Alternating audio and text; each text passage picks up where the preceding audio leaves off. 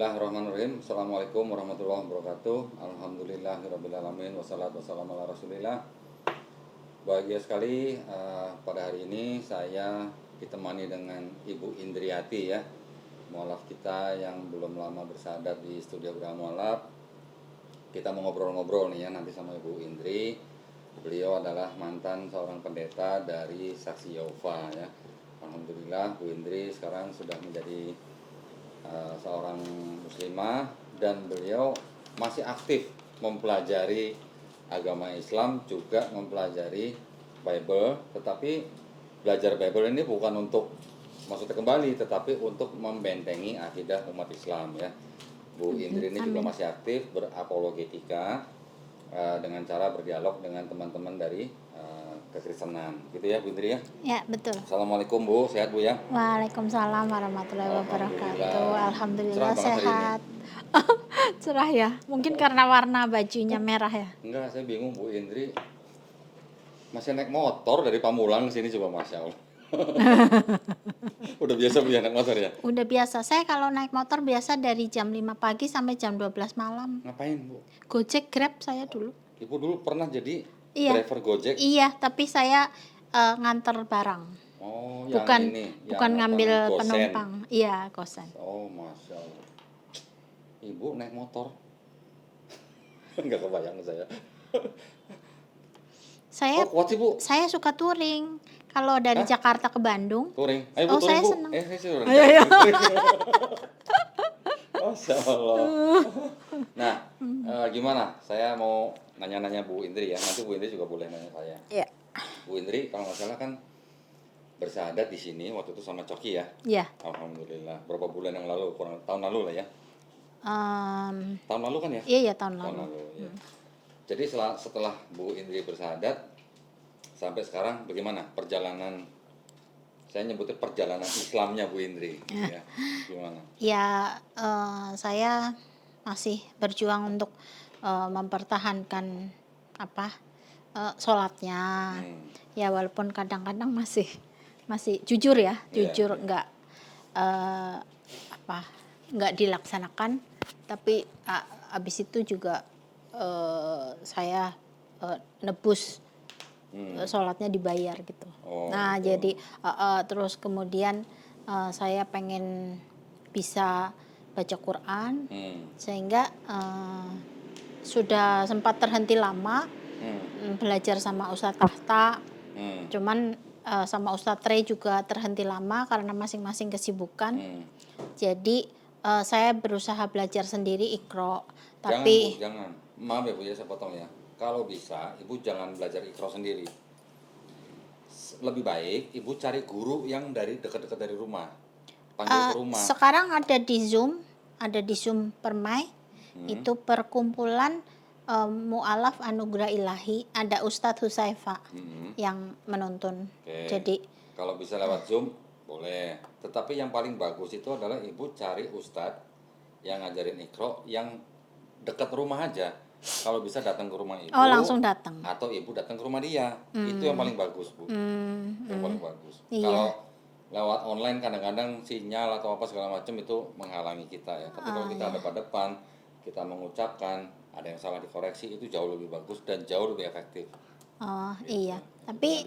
Tapi alhamdulillah dari arahan Ustadz Tahta, saya waktu Iqra 3 kan menginjak penyambungan huruf, sambung huruf 3 dan sampai 4 huruf gitu.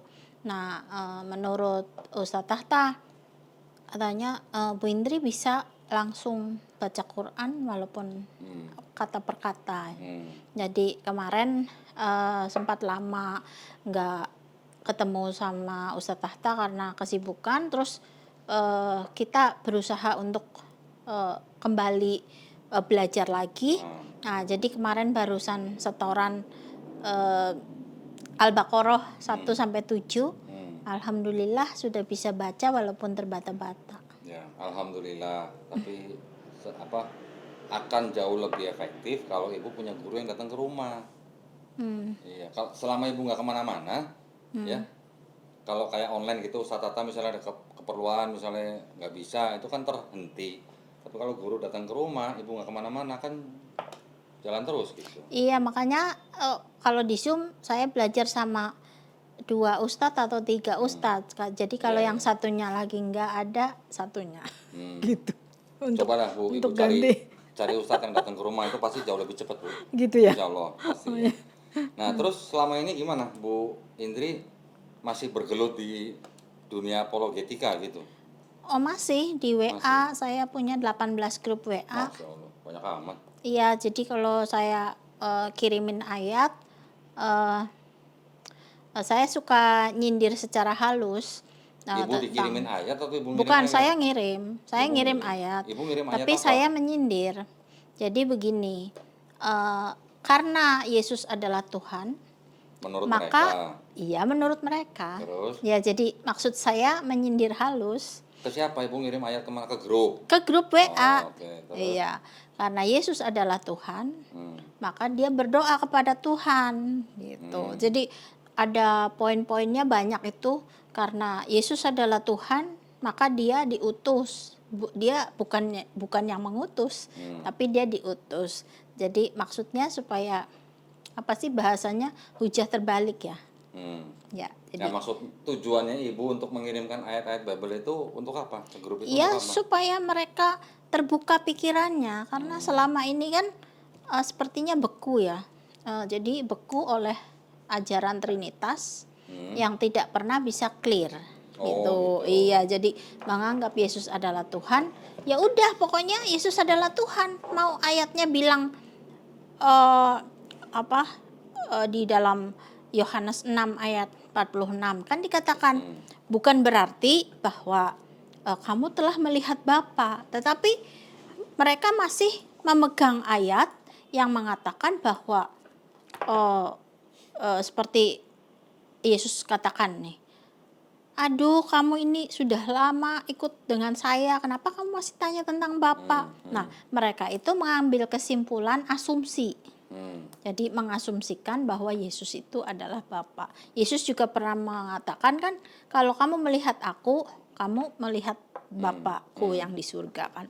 Nah, tapi kan ada ayat Yohanes 6 ayat 46 itu kan dikatakan bukan berarti kamu telah ini Yohanes 6 ayat 46 ya, saya bacakan, hal itu tidak berarti bahwa ada orang yang telah melihat Bapa, hanya dia yang datang dari Allah, dialah yang telah melihat Bapa. Jadi ayat ini jelas di Yohanes 6 ayat 46 tidak ada seorang pun yang melihat Bapa gitu kok. Ya, tapi ya kembali lagi ya, kalau doktrin sudah bicara, ini ayat jadi ketutup, ketilep gitu. Ya, gini Bu. Kan yang namanya ayat ya Bu ya di dalam Bible, baik di dalam Bible maupun dalam Quran ya, itu kan ada ayat yang disebut dengan ayat yang literal atau harfiah, ada juga ayat yang kiasan atau metaforik. Antara kiasan dengan harfiah itu kan orang harus bisa melihat dari konteksnya. Kadang-kadang ketika mereka dikritik dengan sebuah ayat, mereka akan mencoba melarikan dari itu kiasan gitu misalnya. Iya, betul. Betul? Ya. Tapi nanti giliran ayat itu kiasan, sama mereka diambil itu harfiah gitu. Iya. Mereka melepaskan konteksnya. Iya. Jadi betul. itu yang harus kita lakukan kalau menjadi apologet. Iya. Itu harus jujur, Iya. berpegang pada konteks, Iya. dan harus dipastikan itu harfiah atau kiasan. Iya. Kalau kiasan ya jangan diartikan harfiah. Iya, betul. Kalau harfiah juga jangan diartikan kiasan. Iya. Seperti contoh tadi Ibu bilang, seperti yang dikatakan bahwa sudah lama kamu ikut dengan aku, tapi kamu tidak melihat, Tidak mengerti tentang Bapa. Kalau kamu melihat aku, kamu melihat Bapa. Iya. Itu kan sebenarnya kan kiasan.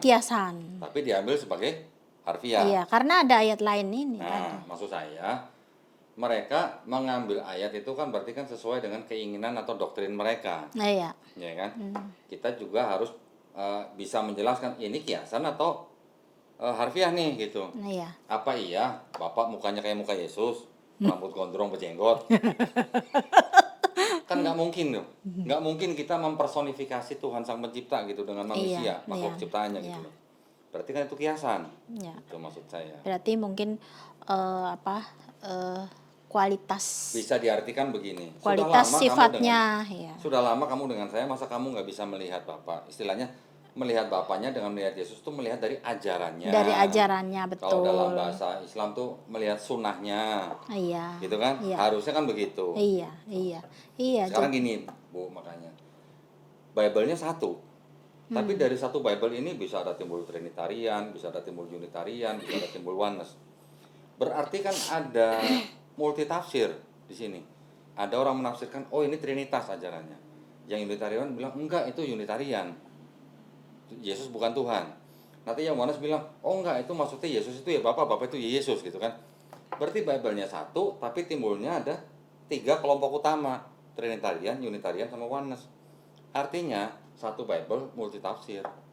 Nah, jadi begini kok. Kalau dari konsep saya, bahwa Bible itu, ayat-ayatnya itu, kita bayangkan seperti puzzle. Jadi kalau puzzle ini ada di sini, bentuknya sendiri-sendiri, dia harus bisa dipasangkan dengan bentuknya masing-masing. Nah, jadi bentuknya ayat ini tadi kan ada yang bilang, kalau kamu melihat aku, kamu melihat Bapa. Tapi ada ayat lain mengatakan bukan tidak berarti bahwa ada orang melihat Bapa. Nah, itu semua puzzle itu harus masuk menjadi kriteria Bapa atau kriteria Yesus.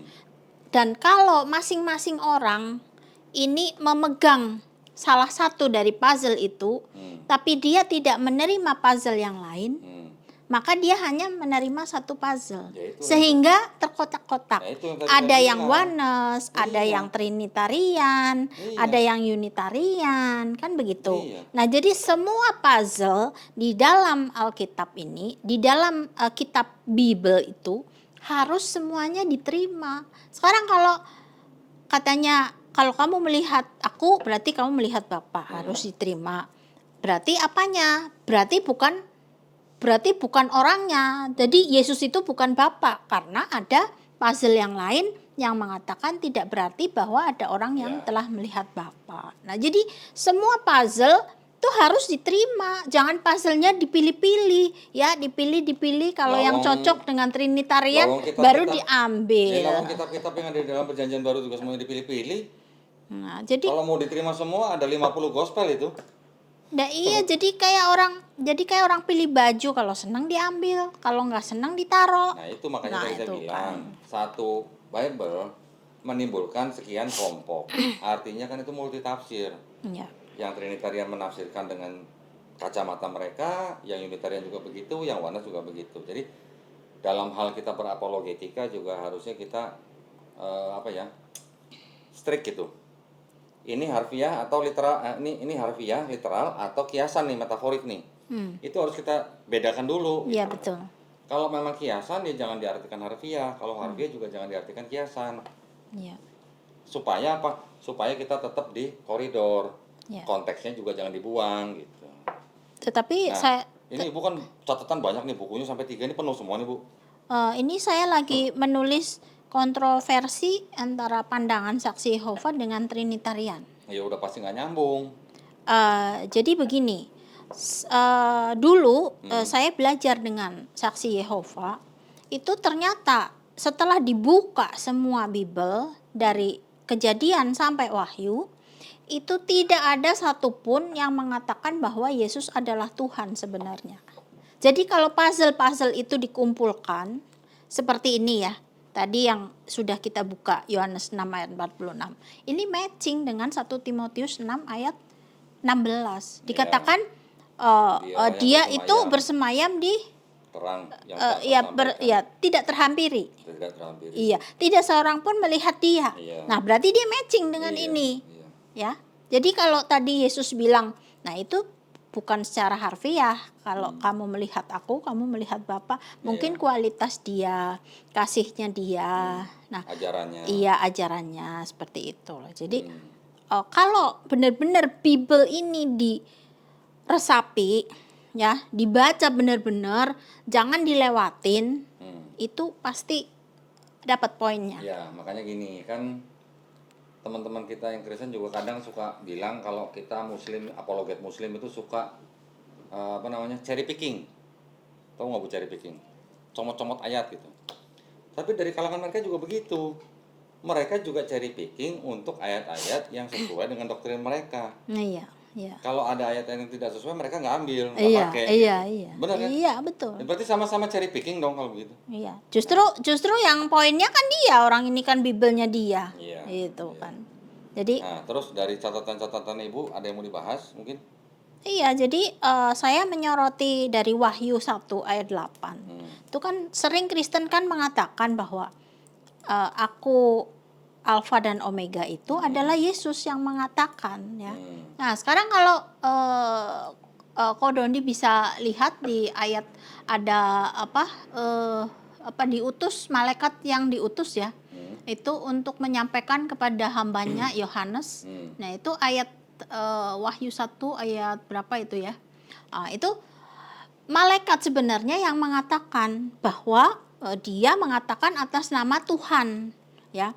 Dialah yang ada, yang sudah ada, dan yang akan datang. Ini berbicara tentang waktu ya. Waktu. Jadi Tuhan yang ada, yang sudah ada, yang akan di waktu yang akan datang, dialah yang maha kuasa, itu tetap dia. Sekarang terbukti dari pembacaan ayat Yesaya 44 ayat 6. Ya, coba dilihat Yesaya 44 ayat 6. Beginilah firman YHWH, Raja dan Penebus Israel, YHWH semesta alam, akulah yang terdahulu dan akulah yang terkemudian. Dan di belakang ayat ini sudah jelas Yesaya 44 ayat 6, tidak ada Allah selain daripadaku. Nah, jadi kalau di sini dipegang ya, Trinitarian, Trinity, itu jelas ini tidak ada Allah lain selain Ya memang tidak ada Trinitas di dalam PL. Lah iya, jadi itu jadi diselewengkan, jadi dibelokkan gitu. Ibu mau tahu nggak komen saya? Boleh.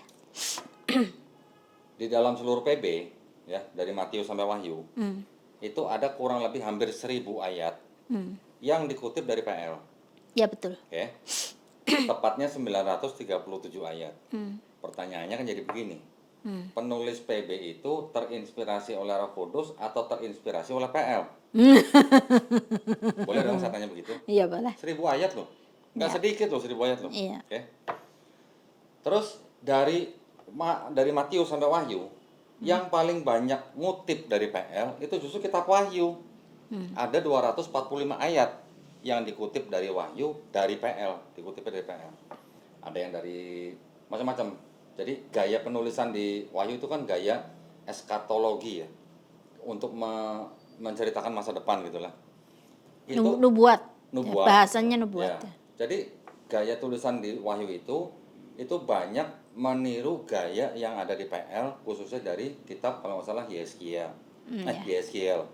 Iya banyak lah, Ya, nggak cuma ada Yeskiel aja. Ada kalau nggak salah Esra, ada macam-macam lah, ada mungkin Yeremia gitu lah. Iya. Jadi gini Bu, tulisan-tulisan yang di Wahyu itu banyak terinspirasi oleh kitab-kitab yang dari PL. Iya. Artinya itu murni eskatologi atau murni penglihatan atau murni berasal dari PL gitu loh. Oke. Itu satu. Yang kedua, penulis daripada kitab Wahyu itu sendiri ya, itu juga masih kontroversi sampai sekarang. Awal-awal disebut bahwa penulis kitab Wahyu adalah Yohanes anak Zebedeus, murid Yesus. Tetapi dari kalangan gereja sendiri, dari abad-abad awal, mungkin dari abad keempat, kelima, itu juga sudah mulai diragukan bahwa yang nulis itu bukan bukan Yohanes anak Zebedeus. Bukan Yohanes. Nah, jadi kalau mau dibacain, ada sebenarnya keterangan di dalam di dalam literasi mereka bahwa yang menulis kitab Wahyu itu bukan Yohanes anak Zebedeus. Kalau bukan siapa? Nggak jelas. Jadi hanya perkiraan. Kalau mau yang seperti itu, terus mau dijadikan sebagai dasar keyakinan, yang percaya ya monggo. Iya. Tapi kalau saya lebih baik merujuk dulu siapa yang nulis, dipercaya atau enggak, sanadnya nyampe atau enggak, perawinya siapa. Nah gitu kita pakai ilmu hadis dalam meneliti Bible gitu. Iya betul. Ya, kalau tidak sampai kepada standar yang kita punya, ya sudah, itu mah hak mereka kalau mau percaya seperti itu gitu loh. Dan lagi pula saya pernah baca di dalam kitab Wahyu itu, kan tadi saya bilang banyak hal-hal teologis yang mengenai eskatologi. Sebenarnya itu juga boleh dikatakan gambaran-gambaran di dalam kitab Wahyu itu sebenarnya adalah gambaran dari bangsa-bangsa yang sudah menguasai bangsa Israel. Kan dulu ada Assyria, Ya. ada Babilonia, Ya. ada Persia, Ya. terakhir ada Yunani, Ya. atau Romawi lah. Ya. Ini yang digambarkan sebagai binatang buas. Ini ya yang menjadi dasar daripada gaya penulisan kitab Wahyu yang mirip dengan gaya penulisan kitab Daniel. Ya. Betul? Ya. Di kitab Daniel kan juga digambarkan kan ada binatang buas, kepala ini, kaki ini, terbuat dari ini dan segala macam. Kepalanya berapa? Nah, itu adalah sebenarnya gambaran untuk bangsa-bangsa yang sudah menguasai bangsa Israel. Sebenarnya nggak jauh dari itu gitu. Jadi ya jangan terlalu dianggap bahwa itu adalah wahyu yang diterima oleh Yohanes yang sedang di Pulau Patmos gitu. Itu dari saya, Bu ya. Oh ya. Jadi Ibu jangan terlalu terpaku dengan semuanya teologis gitu. Jadi begini, kalau saya mengalir dengan teologinya mereka, tapi saya menunjukkan bahwa yang ditulis di Wahyu itu, Alfa dan Omega itu bukan hal yang baru di Wahyu. Iya. Itu kan adanya di PL. Betul. Nah, itu yang salah satu kalau ayat yang dikutip dari PL. Nah, makanya kan kita harus menunjukkan bahwa apa yang ditulis di Wahyu sudah ada di PL. Perjanjian lama itu berarti sudah jelas Tuhannya Yahudi. Ya, jadi seperti kata-kata yang terdahulu dan yang terkemudian, ini ada banyak ayatnya nih. Yesaya 44 ayat 6, Yesaya 44 ayat 8, Yesaya 48:12, Yesaya 41 ayat 4. Ya, jadi semuanya ini saya tulis karena saya ingin memastikan bahwa yang diambil di Wahyu itu adalah ngambil dari PL, dan saya konkret. Ya, kalau saya berdebat, saya konkret ada ayatnya. Saya tulis bukunya sampai ini 2,5 buku nih. Ini 2 sudah penuh, ini setengah. Nanti mau saya lanjutin lagi, entah mau 3 atau 4 buku. Nah, gini Bu, saya kasih gambaran lagi. Ini kan kalau Ibu ini kan sepertinya terlalu mendalami teologis ya. Ya. Tapi kalau saya kasih gambaran begini nih Bu, mungkin nanti Ibu baru matching gitu ya. Gini Bu, kan tadi saya bilang banyak ayat-ayat yang dikutip dari PL. Terus PL itu sendiri asalnya dari kitab apa dan punya siapa? Ini kita harus tahu dulu nih. Apakah ini benar-benar murni punya kekristenan atau bukan?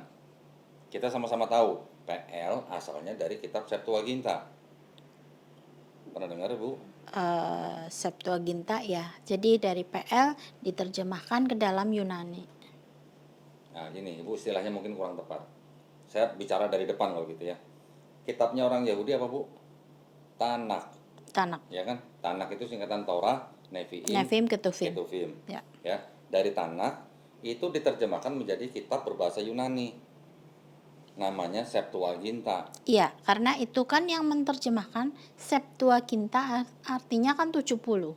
Nah, sebenarnya jadi dia 70 orang-orang Alexandria, Yahudi Alexandria yang menerjemahkan PL ke dalam bahasa Yunani. Bukan menerjemahkan PL, menerjemahkan Tanakh. Ya, menerjemahkan Tanakh ya, sorry. Tapi gini Bu, saya koreksi dikit. Ya. Yang diterjemahkan menjadi Tanakh itu tidak semuanya oleh 72 rabi-rabi. Yang diterjemahkan oleh 72 rabi-rabi, bukan 70 Bu ya, 72, itu hanya Torah. Yang namanya Torah itu hanya 5 kitab Musa. Hanya Kejadian, Keluaran, Imamat, Bilangan, Keluaran. Ya. Di luar daripada 5 kitab Musa ini, yang menerjemahkan bukan 72 rabi-rabi itu. Tetapi dari orang-orang Yahudi di Alexandria juga. Ya. Tapi yang sudah terpapar oleh aliran Helenisme Yunani kuno. Ya. Septuaginta yang sudah diterjemahkan ini beredar pada zaman Yesus masih hidup. Sampai akhirnya dari mulai abad pertama, kedua, ketiga, keempat itu sudah mengalami revisi. Siapa yang merevisi? Itu adalah bapak-bapak gereja kekristenan yang dimulai oleh Origen. Ya. Kemudian dikoreksi lagi oleh Lucian. Ya. Dikoreksi akhirnya oleh Hesisius di abad keempat. Nah, akhirnya itulah yang menjadi PL. Jadi dari Torah, Tanakh ya. Torah adalah bagian dari Tanakh. Tanakh diterjemahkan ke Septuaginta. Septuagintanya tadi hanya 5 kitab Musa ditambah dengan Nevi'im dan Ketuvim ya. Jadi Septuaginta yang sudah berevolusi baru menjadi PL. Nah, masalahnya di mana kalau begini? Masalahnya adalah di dalam PL penerjemahannya itu sudah diubah sesuaikan ya, sesuai dengan keinginan dan doktrin bapak-bapak gereja pada abad-abad awal, sehingga ya, perhatikan kata-kata saya ini, sehingga Septuaginta itu berbicara seolah-olah berbicara mengenai Yesus di PB. Ya, entah itu menjadi seolah-olah itu adalah nubuat untuk Yesus, entah itu berbicara seolah-olah itu sudah gambaran Yesus di dalam PB gitu. Contohnya juga seperti di Wahyu. Tapi saya ingin memotong, masalah yang orang Kristen bilang katanya Yesaya 7:14, Yesaya 9 ayat 5 sampai 7 ya. Ini saya kupas. Saya membuka di kitabnya hamba-hamba Tuhan yang sekolah teologi ya. Ini saya tulis semuanya, ada referensi. Jadi dia ada referensi ayat kecil-kecil ya. Itu bukan nubuatan untuk Yesus. Nah, itu kan ya, seperti kan ini saya mengkaji yang klarifikasi ya benernya gitu. Jadi sebenarnya kalau seperti ini dituliskan sebab seorang anak telah lahir, nanti akan disebutkan penasehat ajaib. Nah, ini saya ambil satu poin ya, penasehat ajaib. Itu di ayat referensi ya dari Yesaya 28 ayat 29, ini ternyata menyebutkan ini tentang YHWH, bukan tentang Yesus. Jadi Allah yang perkasa juga ya, ini bisa dilihat Allah yang perkasa, referensi ayatnya Mazmur 24 ayat 8, YHWH jaya dan perkasa, YHWH perkasa dalam peperangan.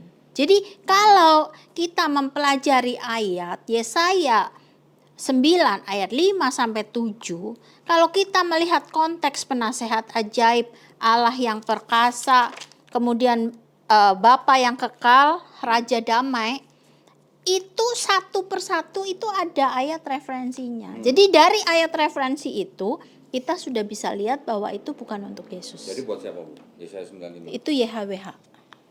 Masa? Iya, jadi di dalamnya anak yang telah lahir itu siapa? Kenapa?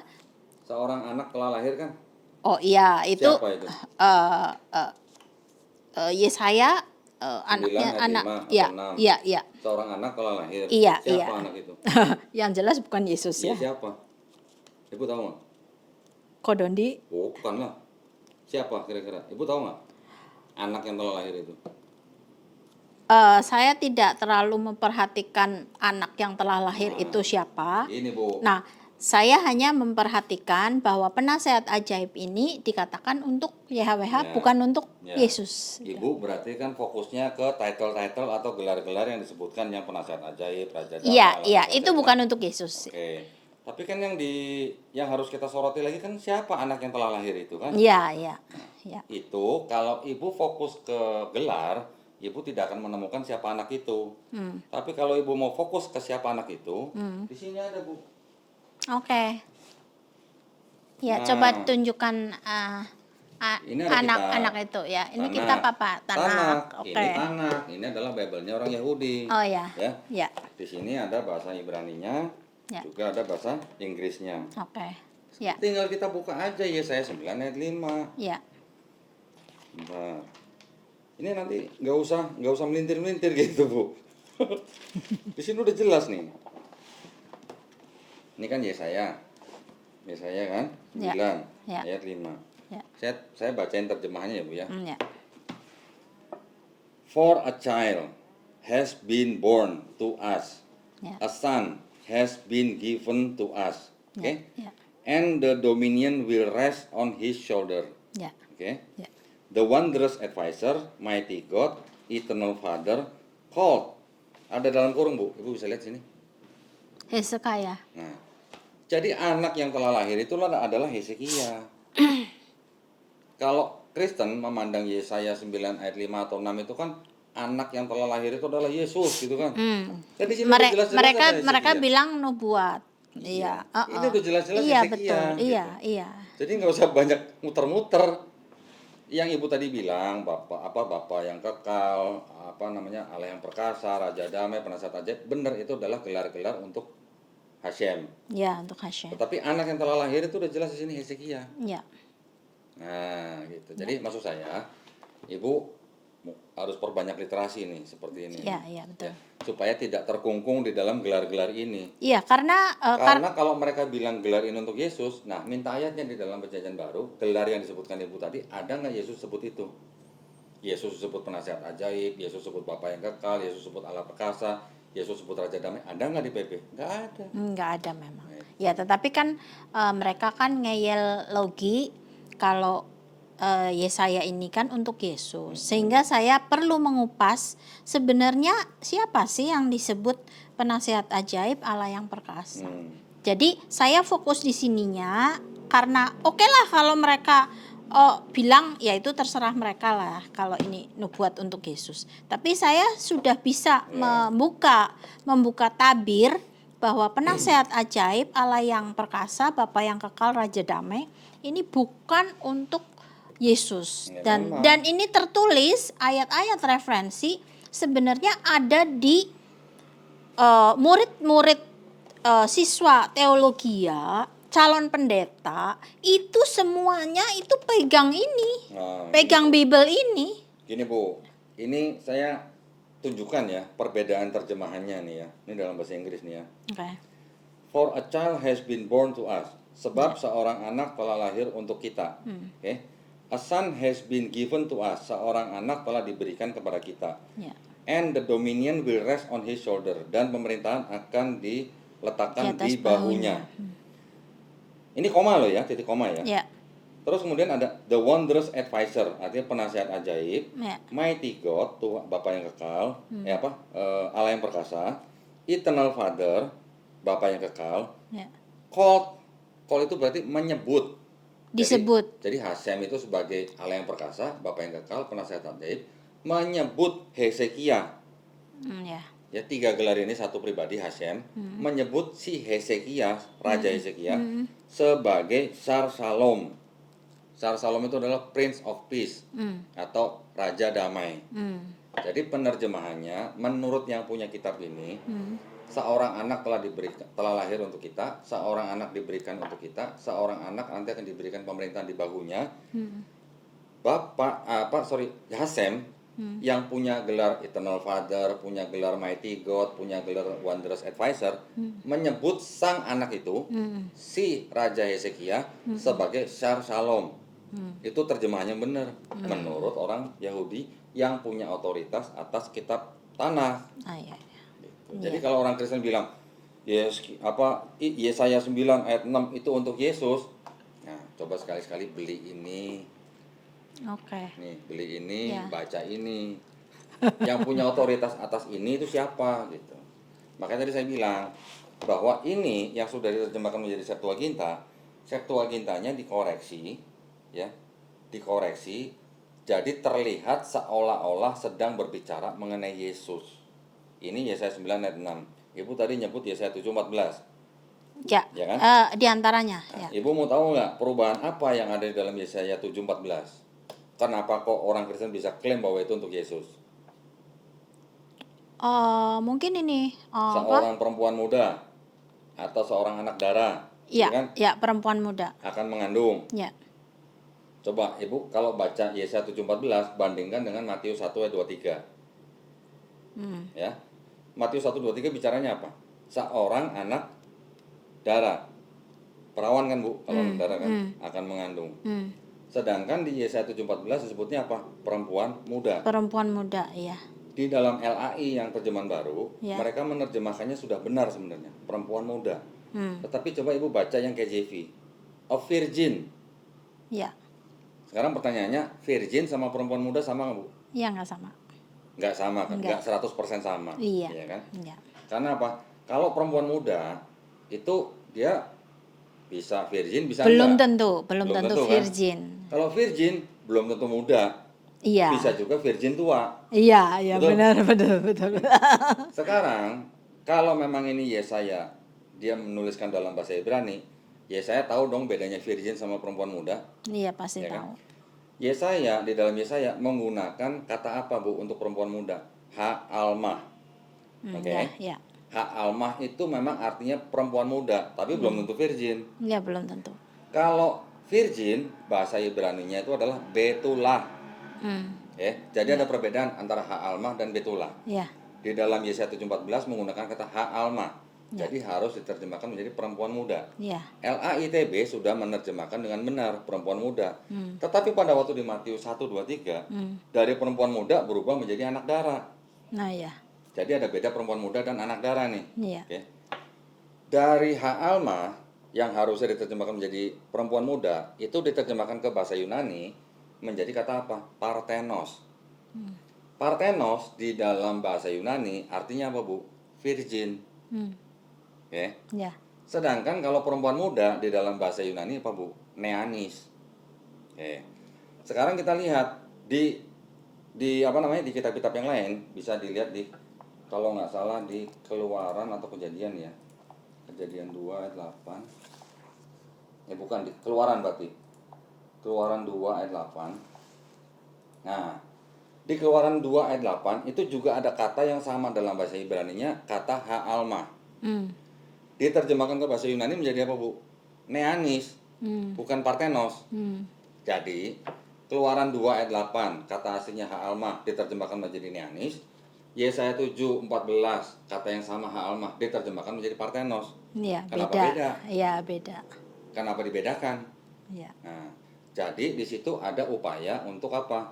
Yang seperti yang tadi saya bilang, membuat seolah-olah Septuaginta berbicara mengenai Yesus. Seolah-olah disama-samakan. Nah, kalau mau jujur harusnya kalau memang di Keluaran 2 ayat 8 ha-almah diterjemahkan menjadi neanis, Yesaya 7:14 juga harusnya diterjemahkan menjadi neanis dong. Iya, harus sama. Kenapa Parthenos? Iya. Nah, Iya, gitu. iya. Paham ya, Bu, ya, maksud saya? Iya. Itu adalah salah satu bukti Iya, betul. bahwa Septuaginta itu memang diterjemahkan dengan tujuan tertentu.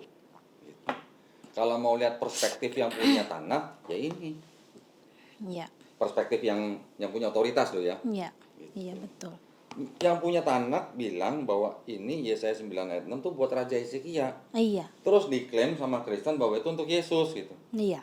Nah, sekarang kita mau melihatnya, kita mau ngikutin yang punya perspektif, yang punya otoritas, atau yang mengadopsi gitu.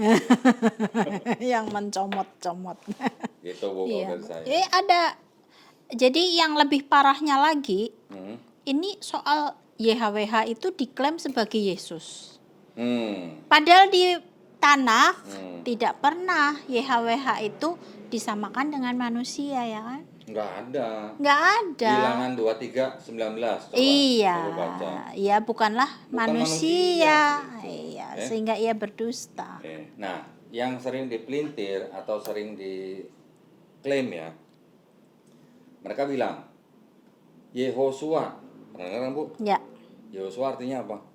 Tuhan menyelamatkan. YHWH menyelamatkan. Yehosua ini mau disamakan dengan Yod-Heh-Vaveh. Iya. Iya itu. Padahal Yehosua dengan Yod-Heh-Vaveh itu punya strong number yang berbeda. Iya. Itu pembelokan sudah. Nah, jadi Yehosua itu kan adalah nama daripada, contoh misalnya penerus Nabi Musa, Yosua bin Nun. Iya. Ya kan? Iya. Memang nama Yosua dengan nama Yesus itu sama. Ya. Ininya, artinya sama. Ya. Tetapi itu mau dicoba diarahkan ke Hashem atau Yod-Heh-Vaveh gitu. Iya, benar. Itu upaya mereka. Itu. Jadi ada pembelokan arti. Sedangkan yang punya tanah, yang punya Torah itu tidak pernah mengartikan bahwa Hashem itu manusia. Nggak ada. Jadi gini, mohon maaf. Orang-orang Yahudi yang menulis tanah itu memang mempunyai gaya bahasa sendiri ya, Bu ya.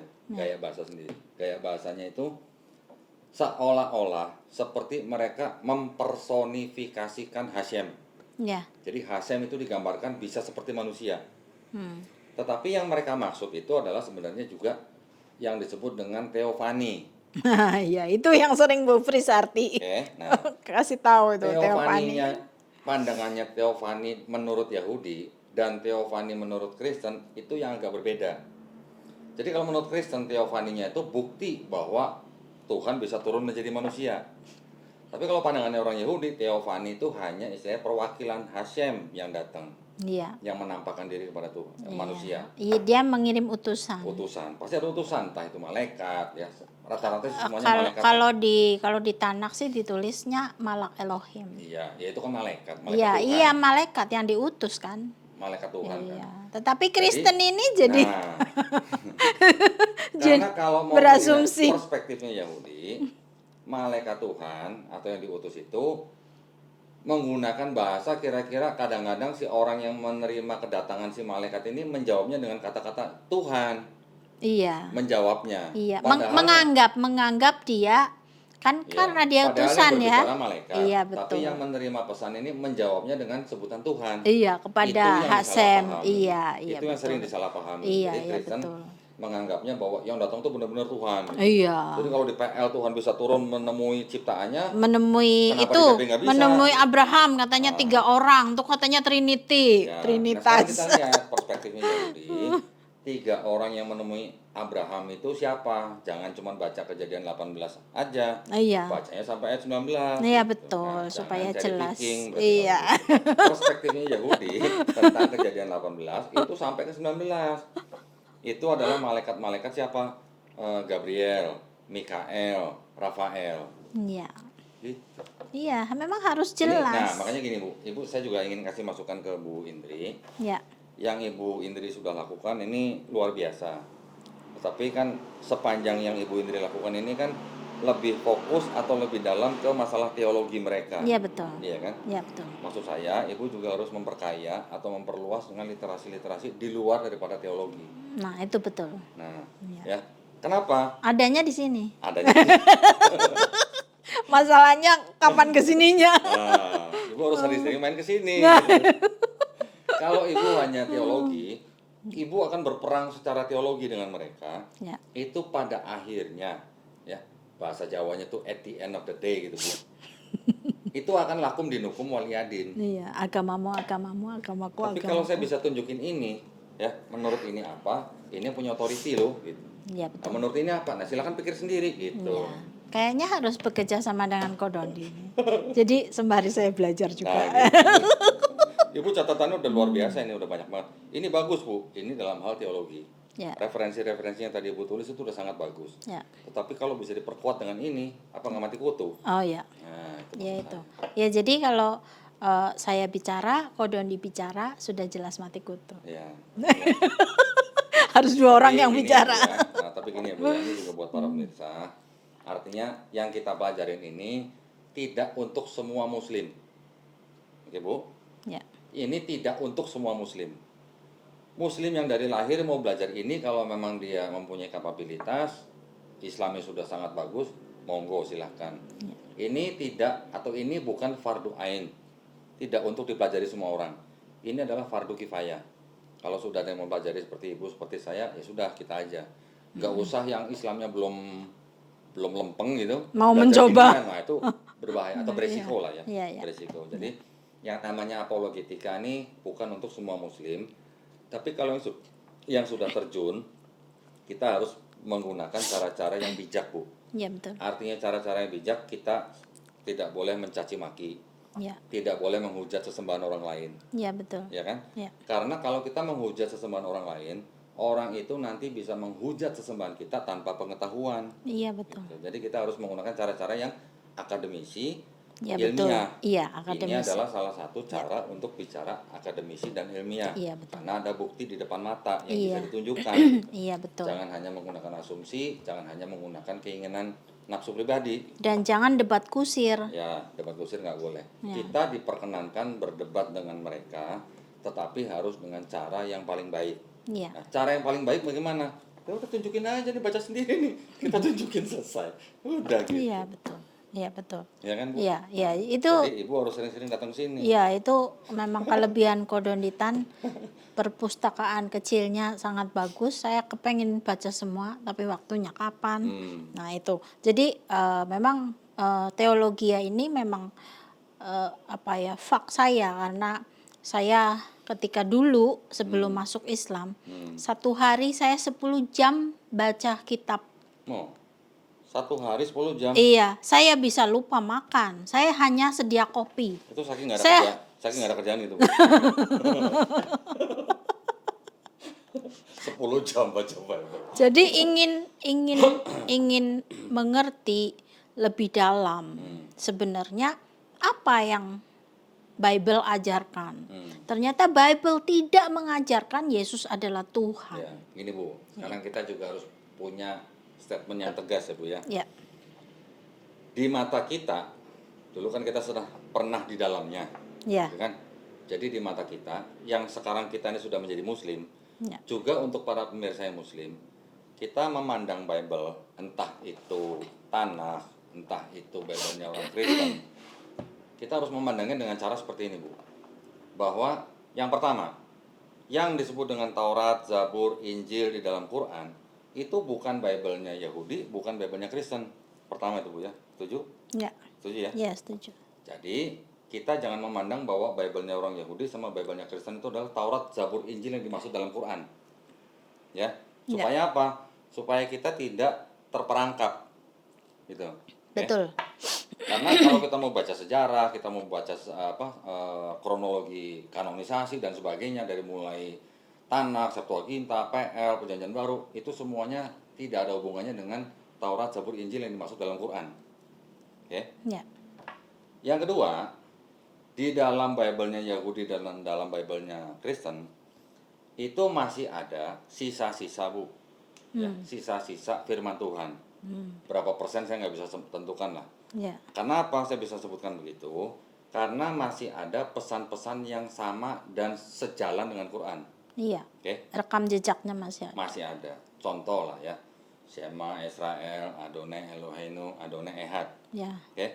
Itu adalah sebuah pesan yang sejalan dengan Quran. ya, Karena di dalam Islam kita memahami bahwa setiap nabi yang menerima wahyu dari Allah Subhanahu wa taala untuk umatnya pada zaman itu semua pesannya sama. iya, Pesannya hanya la ilaha illallah, nabi itu Rasulullah. iya, Betul? Ya. Dari mulai Nabi Musa, Nabi Daud, Nabi Isa, semuanya alaihissalam sampai kepada Nabi Muhammad sallallahu alaihi wasallam, ya, semua pesannya sama. iya, Hanya kalimat keduanya nabi dan rasul yang menerima itu siapa? iya, Kalau Nabi Musa ya berarti la ilaha illallah Musa Rasulullah. iya, Sampai Nabi Muhammad juga begitu. La Iya. ilaha illallah Muhammad Rasulullah. iya, Ya kan? Jadi artinya kita harus memandang Bible-nya Yahudi dan Bible-nya Kristen ini masih ada sisa-sisa firman Tuhan. iya, Dan kalau yang ada kesesuaian dengan Quran, kita boleh menerima, Bu. iya, Tapi kalau yang tidak sejalan dengan Quran, ya kita harus menolak. iya, Gitu. iya, Ini adalah sebuah pandangan yang harus kita pegang di dalam kita berapologetika dengan mereka. iya, betul. Ya kita harus jelaskan yang dimaksud Taurat, Zabur, Injil dalam Quran itu apa. Kenapa harus juga diturunkan sampai Quran gitu. Iya, Ya, iya, Taurat, Zabur, Injil diturunkan kepada Nabi dan Rasulnya kan adalah wahyu untuk mereka yang ditujukan kepada Bani Israel pada Iya. zaman itu. iya, Dan tidak dijanjikan dijaga kan dalam Islam kan? iya, Yang dijanjikan dijaga cuma Quran. iya, Nah, jadi kalau misalnya Quran, Taurat, Zabur, Injil, kalau ditanya kitab aslinya mana? Lah wong wahyu kok kitab gimana sih?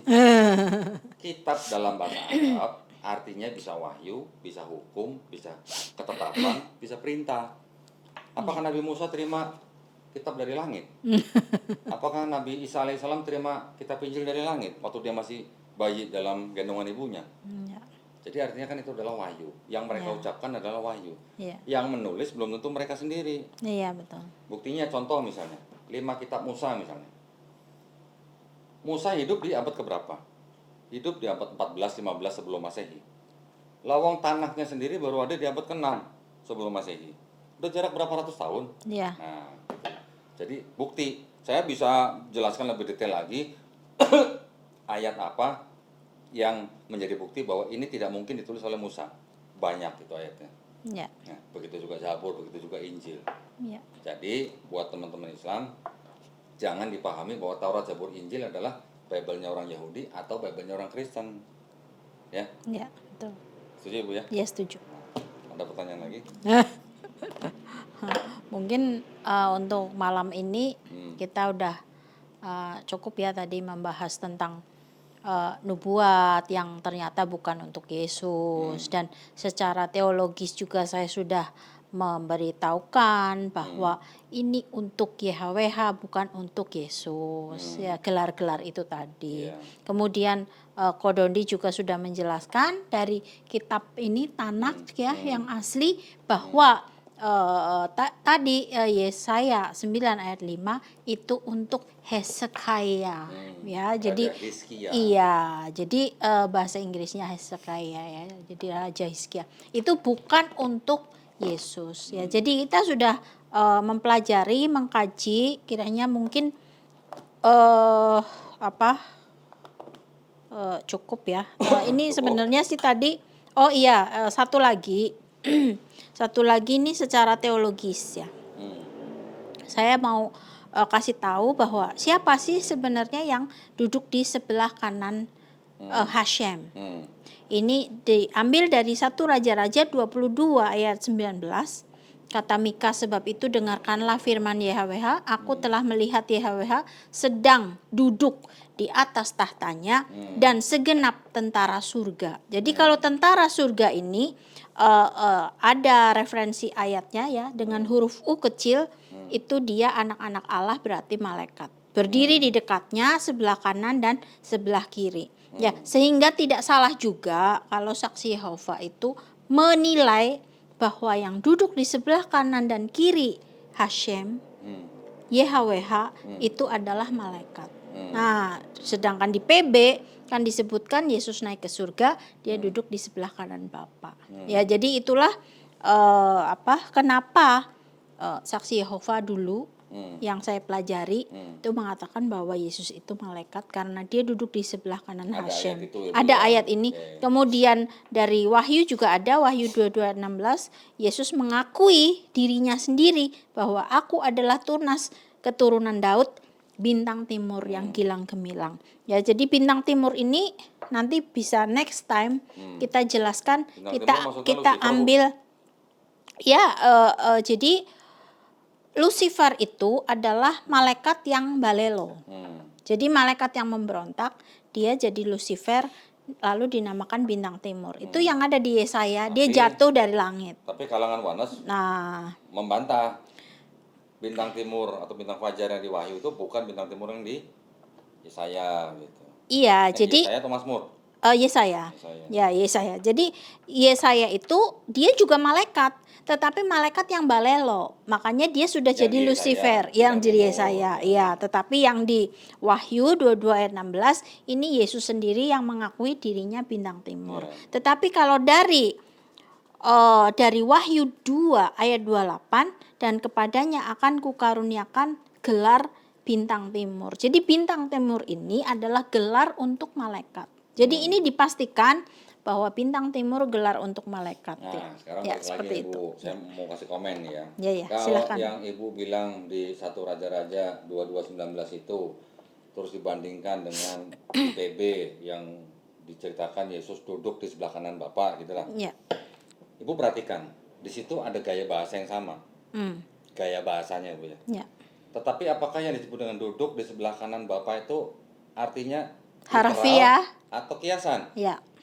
Ya. Kalau mau bilang literal, ada kursi gitu di atas.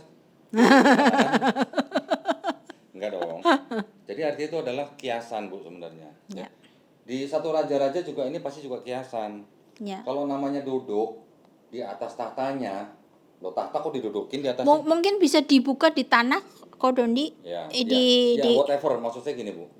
Ini adalah sebuah gaya bahasa yang sebenarnya kita harus sama-sama setuju bahwa ini adalah kalimat kiasan. Ya. Ini adalah kalimat yang tidak harfiah gitu loh. Jangan digambarkan malaikat duduk pakai kursi di sebelah Tuhan gitu. Bukan, tidak begitu juga di PB. Ya. Yesus digambarkan duduk sebelah kanan juga bukan harfiah. Ya. Kalau harfiah Apa benar matanya Stefanus bisa melihat sampai ke surga? Kan gitu. Iya. Bukan begitu. Jadi artinya ini adalah kesamaan gaya bahasa yang kiasan. Ya. Ada juga yang bilang bahwa artinya duduk di sebelah kanan Bapa untuk Yesus itu artinya dia sudah menerima kuasa katanya. Tuhan kok menerima kuasa gitu. Tapi Tuhan ada terima yang kuasa. lain, dia Ya, sebagai pertanyaan wakil. saya ada emang Tuhan terima kuasa? Ya itu kan apologetika. Ya, tapi intinya Second, itu second Tuhan. intinya kan tadi saya bilang satu Bible timbul kelompok yang berbeda yang memahami ayat-ayat itu dengan pandangan berbeda sehingga menimbulkan kelompok yang berbeda, Trinitarian, Unitarian, Oneness gitu kan, dari ayat yang sama. Mereka punya ayat andalan masing-masing dari satu Bible yang sama. Padahal semuanya sebenarnya milik mereka. Iya. Jadi yang masuk dalam kelompok Oneness itu ayatnya juga milik mereka. Iya. Yang masuk dalam Trinity itu juga ayatnya milik mereka. Iya. Nah, tapi Jadi mereka itu- nggak bisa ngambil jadi artinya kesimpulan. apa kalau gitu? Artinya apa kalau gitu? Artinya banyak tafsir. Artinya satu, multi tafsir. Kedua, apa yang ditafsirkan oleh tiga kelompok ini berarti kita harus jujur mengatakan bahwa ayat-ayat yang ditafsirkan oleh masing-masing kelompok ini kontradiksi. Dan tidak tepat untuk satu dengan lainnya. Iya, kontradiksi dong. Iya, betul. Kalau nggak kontradiksi, kenapa mesti timbul tiga kelompok utama ini gitu loh? Jadi kalau saya bisa saya bisa menjiwai kenapa mereka ada Unitarian, ada Oneness, ada Trinitarian. Karena apa? Mereka ada titik berat. Iya. Kalau mereka menitik beratkan di satu, nah itu yang bahaya. Kan tadi saya bilang. Tapi kalau lihat Bible, tidak boleh semuanya itu diambil, oh ini punyaku, oh ini punyaku, padahal semuanya punyaku gitu kan. Makanya kan tadi saya bilang setiap kelompok ini punya ayat-ayat andalan masing-masing dari satu Bible yang sama gitu.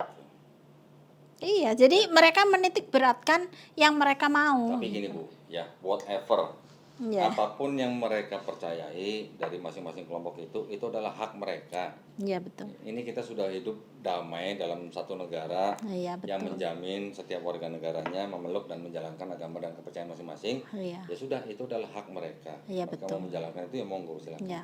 Ini kan di dalam ranah apologetika nih. Iya. Nah, Iya. yang kita perlu pelajarin yaitu adalah apa tadi? Sejarahnya, Iya. konsepnya itu bisa konsep ketuhanan, bisa konsep keselamatan. Iya.